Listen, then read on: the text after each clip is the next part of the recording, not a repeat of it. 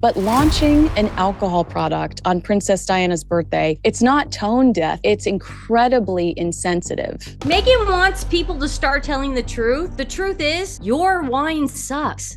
All your products suck. Is that what the next ploy is going to be? Let's launch some champagne to mark Diana's anniversary? And at this point, I would not put it past her. Princess Diana passed away from a drunk driver. Yeah. I mean, does Meghan not understand? Or is she doing this on purpose? They both stepped out of the Hollywood spotlight, but only one returned with something that actually turned heads. Meghan Markle just dropped a rosé that's being marketed as pure luxury. Think elegance, exclusivity, and that Montecito fairy dust. Sounds fancy, right? But here's the catch. No one actually knows what's in it. No grape variety, no winemaker, not even a vineyard in sight, just vibes. Just shows the incredible poor taste, and there is nothing this woman won't do to chase a headline. And I think it's an absolute disgrace that Harry is not standing up and saying, enough's enough, Meghan, that is just one step too far. Meanwhile, Cameron Diaz, yep, the same one from your favorite rom-coms, quietly built a wine brand that's the complete opposite. Transparent, eco-friendly, shockingly affordable, and flying off the shelves. Who knew the real wine queen might not be royalty at all? One bottle thrives on hype, the other, solid facts. And once you hear the full story, you'll start asking, why does Meghan's rosé cost more while delivering less of everything except branding? What Cameron Diaz just revealed. You know, we really didn't know what was in the bottle. And not only did we not know, there was no way to find out. You can't turn around a bottle of wine and see the list of ingredients.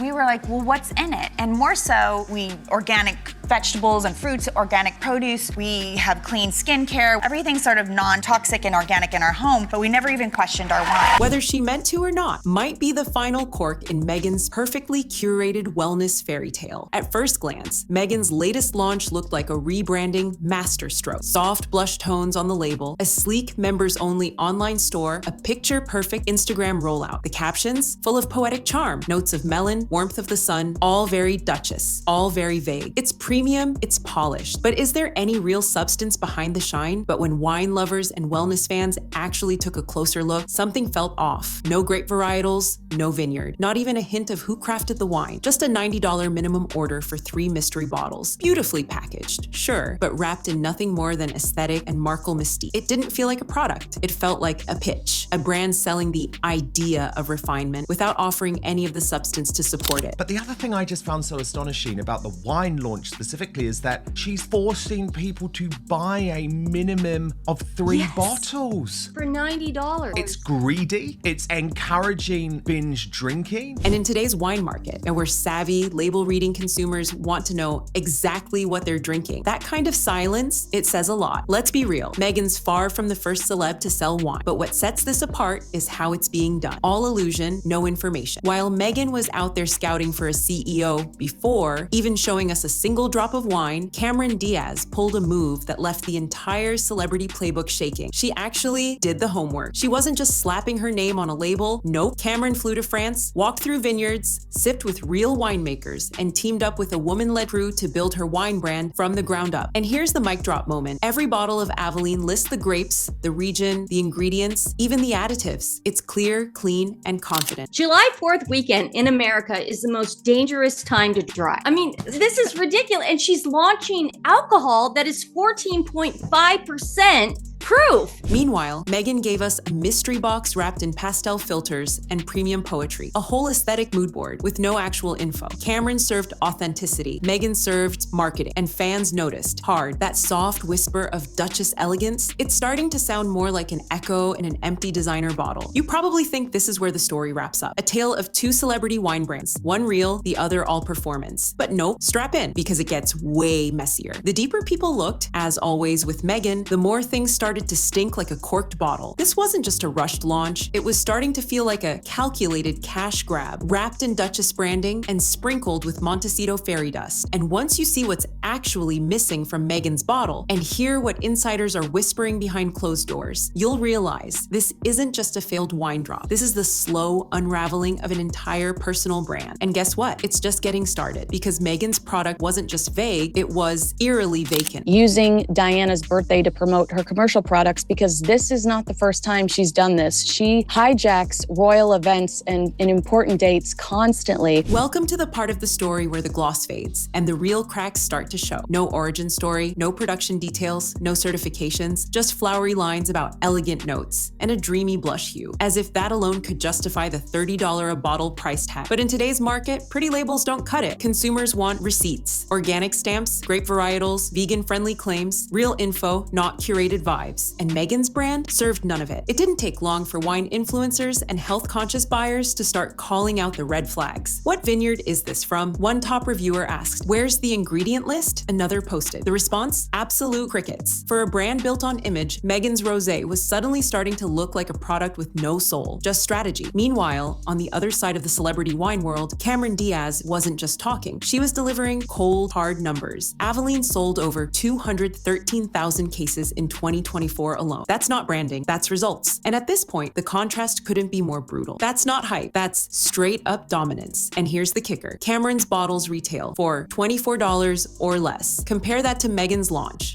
at $90 minimum. At Just to Try, 3 bottles of what critics are now calling mystery juice. I'm not surprised because everything this couple does is tone deaf. Everything they do just reeks of hypocrisy and self-involvement, self-interest. That price gap didn't just look bad, it exploded into a PR nightmare. Why? Because when you ask people to pay luxury prices, you better serve luxury value. But Meghan, she served mystery wrapped in mood board aesthetics. And things got even worse when consumers started doing side-by-side comparisons. Aveline's minimalist design wasn't just pretty, it was informative. Clean layout, clear ingredients, honest messaging. Meghan's bottle, all tone, no substance. And in the age of receipts, that just doesn't fly, not even for a duchess. Meghan's packaging, all art, 0 answers. It's giving gallery exhibit, not grocery shelf. Meanwhile, Cameron's back label looks like a nutrition guide. Straight facts, no fluff. Meghan's bottle reads like a poetic haiku, literally. One influencer even dropped a viral TikTok comparing it to a horoscope. You may taste melon today if the stars align. But hold up, it gets shadier. Right as the online backlash started bubbling, industry insiders spotted something that raised eyebrows even higher. No one, and we mean no one, could identify where Meghan's wine actually came from. And in the wine world, that's not just a red flag, that's a 5-alarm fire. Even the cheapest supermarket wine tells you what grapes are inside and where they're from. Why? Because wine isn't just a drink, it's geography in a bottle. Whether your rosé comes from Provence or Paso Robles, that's not a small detail. That's the entire story. But Meghan's label? Silent, not a region, not a varietal, nothing. And suddenly, that silence didn't feel like an oversight. It felt intentional. Close to the royal household told me it's not lost on Prince William that Meghan has launched an alcohol brand on his mother's birthday, the very mum he lost in a drink driving tragedy. To launch an alcohol brand on Diana's birthday, it felt to him pointed, or at the very least, shockingly tone deaf. In a market built on transparency, Meghan's bottle was starting to look like it had something to hide. Was it hiding something? Cheap bulk wine, a private label slapped onto mass-produced stock? Because the deeper people dug, the more it looked like American Riviera Orchard was just another white-labeled product. The same factory-made wine, just dressed up in Duchess flair and sold at a premium. And then the internet did what it does best. Twitter threads lit up. Reddit sleuths got busy. The questions came fast and public, but when fans asked directly on Instagram, comments mysteriously vanished and no replies, just deletes. That's not mystique, that's that damage control. And here's where the contrast becomes brutal. While Meghan was ghosting transparency and allegedly scrubbing criticism, Cameron Diaz was out here doing a full docuseries vibe, posting behind-the-scenes clips from vineyards, tasting from barrels, chatting with real female winemakers. No filters, no fluff, just real connection. It felt honest or grounded and shockingly rare in celebrity branding. This wasn't just 2 wine brands. It was a masterclass in how to win and lose trust in real time. Cameron Diaz didn't just slap her name on the bottle. She put her reputation behind every part of the process. And guess what? The public noticed. Even my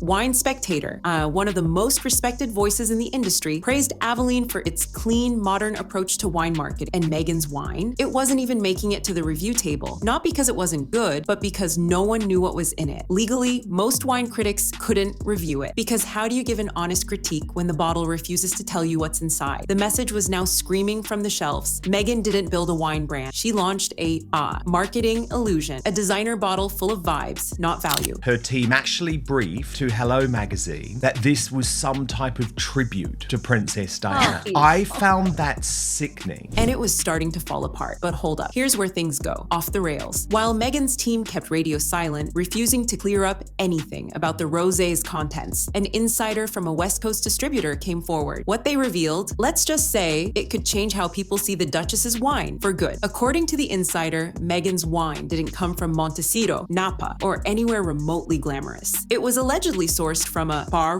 bulk supplier, the kind of facility that pumps out low-grade wine by the truckload, usually for hotel chains or budget private labels. If that's true, then Meghan's $30 a bottle luxury elixir might just be rebranded leftovers. Forget vineyard to table, this was spreadsheet to bottle. And fans, livid, one viral TikTok nailed it. This isn't fine wine. It's giving early 2000s celebrity perfume. No soul, just markup. And remember that CEO Meghan was supposedly hunting for? That's not just unusual. It's what? A red flag. Most founders start with passion. They build the product, then bring in business minds after the brand has legs. But Meghan, she hadn't even explained where the wine came from, and she was already handing off the vision. That's not entrepreneurship. That's brand exploitation. Maybe if she had said, okay, look, I didn't realize this was a coincidence and, we just had our launch already planned, or we're going to push it back a day or something like that. But it's like, no, this is actually her tribute to Diana, who was killed by a drunk driver. She's proud of it. That was the briefing to Hello Magazine. Insiders started whispering what fans were already thinking. This was never about wine. It was about cashing in on fading fame, squeezing out the last drop of that Duchess glow before it disappeared. That kind of move might work in fashion or lifestyle, but in the wine world, you can't fake it. It's brutally transparent, and Meghan's bottle was looking more and more like smoke and mirrors. You can't fake your way into credibility with sommeliers and label-reading consumers. If your brand can't survive a basic back label check, it's not going to survive at all. And just when the backlash was reaching full boil, boom, a comparison chart hit the internet, side-by-side shots of Aveline and Meghan's rosé. One had every ingredient listed, crystal clear. The other, just fluffy tasting notes and vague, over-polished marketing talk. Then the wine experts stepped in, and it got even worse. They analyzed Meghan's wording and spotted a pattern. Brightness of citrus, a celebration of sunshine, elegant floral undertones, textbook phrases, the kind copywriters use for dropship wine brands, mass-produced bottles with fancy labels slapped on. But the thing is, this guy is cucked now because he's not making any money. Yes. And so he has to do. She's saying, look, this is Netflix, baby. You're out of it. This is our money maker. This is paying for security. This is what's going to pay the mortgage. So you got to go along with it. Suddenly, the whole idea that Meghan's wine was handcrafted turned from questionable to laughable, and worse, deceptive. But then came the twist no one saw coming. While Meghan stayed silent, Aveline's team made a power. No names, no shade, just precision. They posted on social. Transparency isn't just a trend, it's a promise. Subtle, yes, but fans immediately knew who that was aimed at. Comments blew up, comparison posts, tags, and side eyes flying straight at Meghan's brand like digital daggers. This wasn't just a wine war anymore. It was a credibility showdown. One side had the stats, the substance, and the receipts. The other, pretty bottles, and a ghosted comment section. The internet had already picked a side, and Meghan's wine, it wasn't an exclusive launch anymore. It was a full-blown cautionary tale. And just when the backlash was hitting a boiling point, things started getting weird. Influencer partnerships began vanishing quietly. One beauty blogger with over 3 million followers, who had previously teased a collab with Meghan's brand, suddenly deleted every post and unfollowed the account. Another luxury lifestyle influencer, known for her polished kitchen reviews, did something even louder without saying a word. She reposted a glowing Aveline review, just days after soft launching as ever. It was a retreat, silent but unmistakable. And when insiders started digging, one chilling response reportedly came back. We were told not to answer any questions about the wine. Not the flavor, not the source, nothing. In the world of influencer marketing, that's not just a red flag. It's a 4-alarm fire. When the very people being paid to promote your product start pulling back, you're not dealing with a branding issue anymore. You're in the middle of a gripping credibility collapse. And just when it couldn't get worse, it did. They forced customers to buy at least 3 wine, which also artificially pads out all the numbers. This venture will fail if she doesn't get her act together when it comes to stocking her products. While Meghan's team stayed tight-lipped, industry watchdogs didn't. A wine trade newsletter dropped an anonymous tip about a mystery celebrity label under fire for refusing to disclose even the R, alcohol percentage or co, on the bottle, a basic legal standard in most countries. Speculation erupted.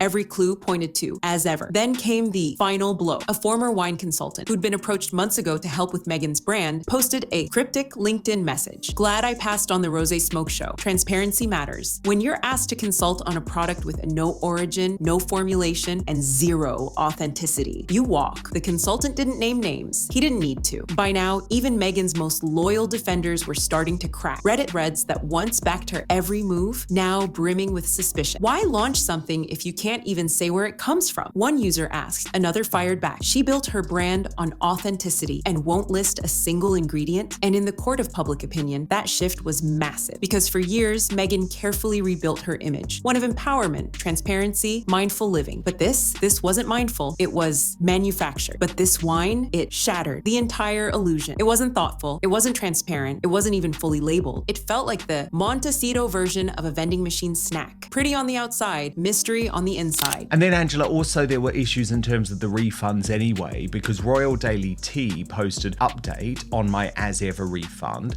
Apparently, Meghan Markle is only giving out partial refunds, keeping shipping charges for items you never fulfilled nor shipped to your customers. Pretty good grift game there. And here's the irony no one can ignore. Meghan has repeatedly spoken about the dangers of misinformation, the importance of truth, the value of living with integrity. But when it came to her own product, a literal bottle with her name and legacy on it, the bar facts on were the one thing she chose to withhold. And that's the part the public just can't swallow. Not the high price, not even the sketchy sourcing. It's the they contradiction aids. The Duchess of Clarity suddenly looking like the Queen of Obscurity. Because the second your brand betrays your personal philosophy, even your fans start walking away. So now what? Meghan Markle, once the blueprint for rebranding royalty, finds herself in totally unfamiliar territory. Not as the polished Duchess with a message, but as the face of a luxury product that couldn't survive basic scrutiny. The backlash was never just about bad wine. It was about untrust, about untruth, about whether a woman who once championed transparency was now selling a $90 illusion in a box. And in today's world, where wellness brands live and die by authenticity, that's a fatal misstep. Because when your brand promises as ever, people expect consistency. They expect values. Most of all, they expect answers. Meghan gave them none. And in doing so, she may have cracked the very foundation of everything she's built since stepping away from the palace. How is this legal or ethical? And according to Taz had a theory on this, Angela. She said, so she's used the same scam as last time, takes too much money for products she doesn't have. So, I mean, this jam scam is just getting worse by the day. Meanwhile, Cameron Diaz didn't just win the wine war, she redefined what a celebrity brand can actually look like. Real travel, real partnerships, real information. Aveline didn't hide behind mystery or marketing poetry. It led with clean source, full disclosure, and actual engagement. Cameron didn't need a title to sell wine. She earned her place with sweat equity and smart strategy. And now, as Meghan's team scrambles to do PR triage on as ever, Aveline still selling out bottle after bottle. The contrast couldn't be sharper. One woman sold a dream, the other delivered reality. And now, the fallout from Meghan's branding misfire is in full swing. Retailers are reportedly hesitant to stock as ever without more transparency. Influencers have quietly walked away. And public opinion, always ready to turn, has gone ice cold. For making, like she